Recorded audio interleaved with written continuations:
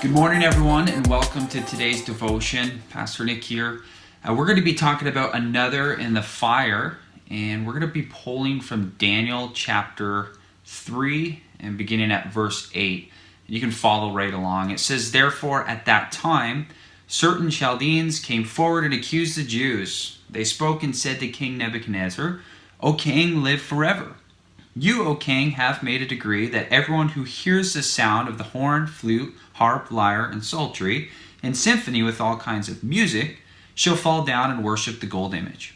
And whoever does not fall down and worship shall be cast into the midst of a burning, fiery furnace. There are certain Jews whom you have set over the affairs of the province of Babylon, Shadrach, Meshach, and Abednego. These men, O king, have not paid due regard to you.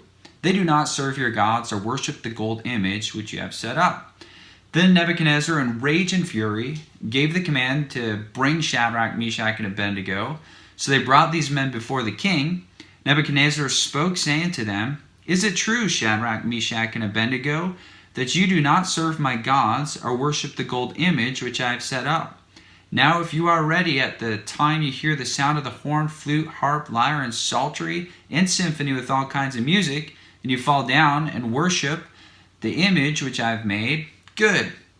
But if you do not worship, you shall be cast immediately into the midst of a burning fiery furnace. And who is the God who will deliver you from my hands?' Shadrach, Meshach, and Abednego answered and said to the king, 'O Nebuchadnezzar, we have no need to answer you in this matter. If that is the case, our God whom we serve is able to deliver us from the burning fiery furnace, and he'll deliver us from your hand, O king. But if not, let it be known to you, O king, that we do not serve your gods, nor will we worship the gold image which you have set up.'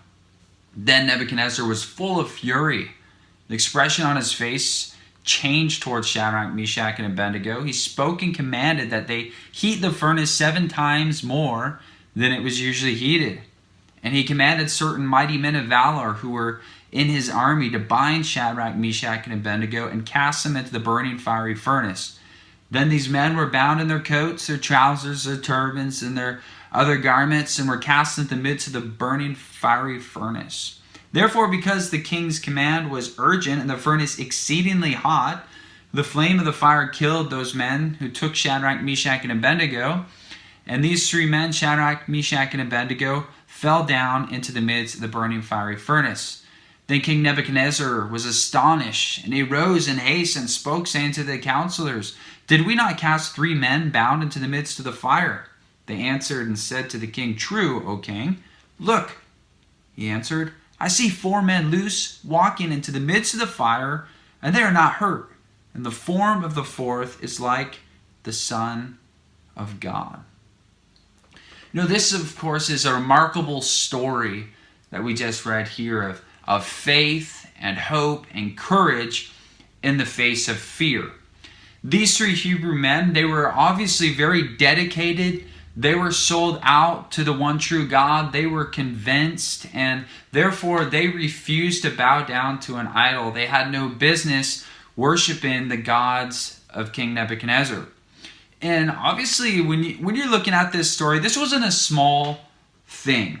They were standing up for what they believed, not only in the face of fear. I'm sure that it was kind of scary for all of them, but they were also facing this under the shadow of death. It was clear that if they stood up against this decree that was coming from the king, that they were going to be lit up in that fiery furnace. They were going to be tossed in there and burnt alive.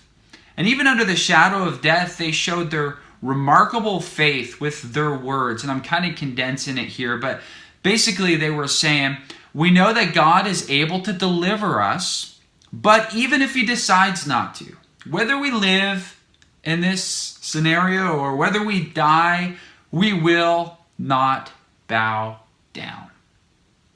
As people of faith, this is a challenging thing. It can be hard enough to simply be singled out because of your faith when you're kind of all alone in the masses.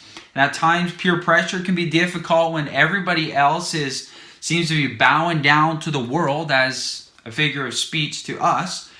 But these guys, they were about to be tossed into a fiery furnace. They had severe consequences directly in front of them.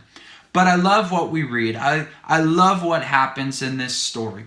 The ones who threw them into the fire were smoked out of the pitcher. They died. They were gone. And King Nebuchadnezzar, he looks in, once the men are thrown in, he looks in and he sees a fourth person having the appearance of the Son of God. And of course, at this point, the three men, they're called out of the fire, and everyone realized that the fire had no power over them. They were untouched by this fire. In fact, the only thing that got burnt up in the process was their bounds, the things that were binding them when they were tossed in there.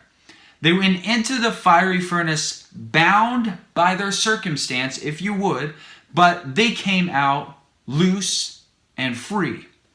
And as the story concludes, crazy King Nebuchadnezzar makes a new decree that forbids anyone from speaking anything amiss about the God of Shadrach, Meshach, and Abednego, which, that part is great, but if they did that, he basically says that you'll be cut up into pieces and your house burnt down.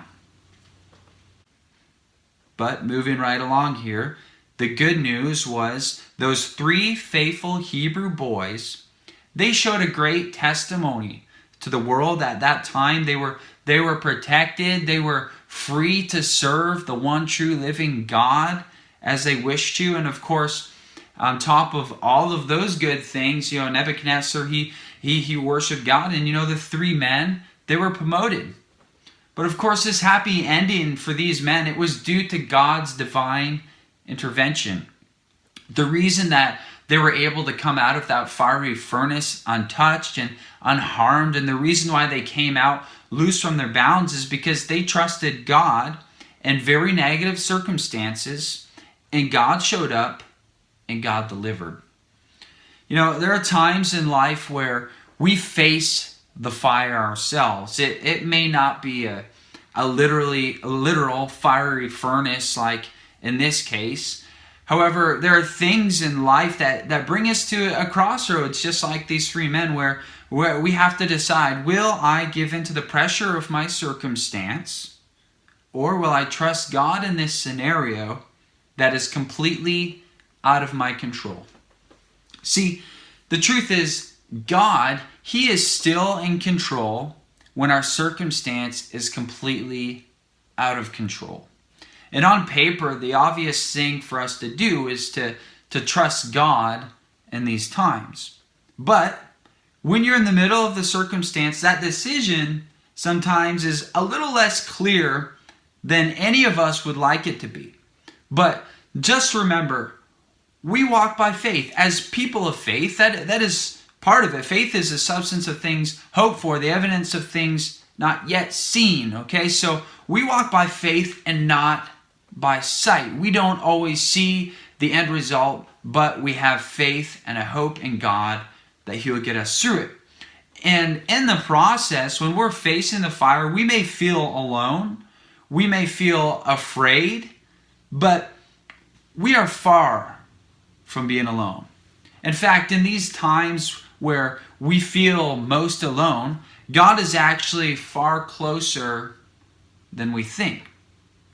If our faith and if our hope is in God, then there will be another in the fire next to us. If our faith and our hope is in God, if we're serving Him and we're trusting Him, even in the middle of that fiery circumstance, there will be someone present with us. So whether you're about to face the fire right now, you're standing at the edge of the furnace and you're looking down and you're saying, God, what's going on? Or whether you're in the middle of that flame right now, or maybe the fire it lies somewhere in your future.